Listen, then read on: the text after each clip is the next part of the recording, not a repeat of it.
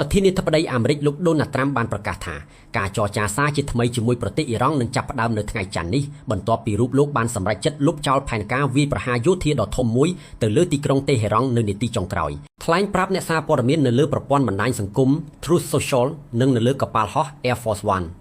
លោកត្រាំបានបញ្ជាក់ថាការសម្រេចចិត្តដកថយនេះធ្វើឡើងតាមការស្នើសុំពីសំណាក់ប្រទេសអ៊ីរ៉ង់និងប្រទេសសម្ព័ន្ធមិត្តនៅមជ្ឈិមបូព៌ា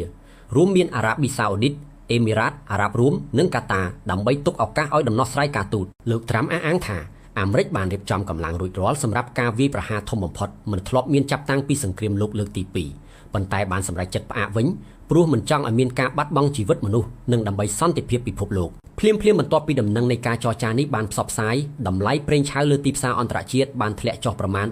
4.5% នៅព្រឹកថ្ងៃច័ន្ទនេះយ៉ាងណាមិញភ្នាក់ងារសារព័ត៌មានផ្លូវការរបស់អ៊ីរ៉ង់បានច្រានចោលការអះអាងរបស់លោកត្រាំដោយហៅការលើកឡើងដែលថាអ៊ីរ៉ង់សុំអង្វរឲ្យផ្អាកការវាយប្រហារនោះថាជាការភូតភរថ្មីមួយទៀតប៉ុណ្ណោះទោះជាយ៉ាងណារដ្ឋមន្ត្រីការបរទេសអ៊ីរ៉ង់បានបង្ហើបថាការចរចាសន្តិសុខលើច្រកសមុទ្រ Hormuz តាមរយៈប្រទេសអូម៉ង់កំពុងដំណើរការទៅមុខយ៉ាងរលូន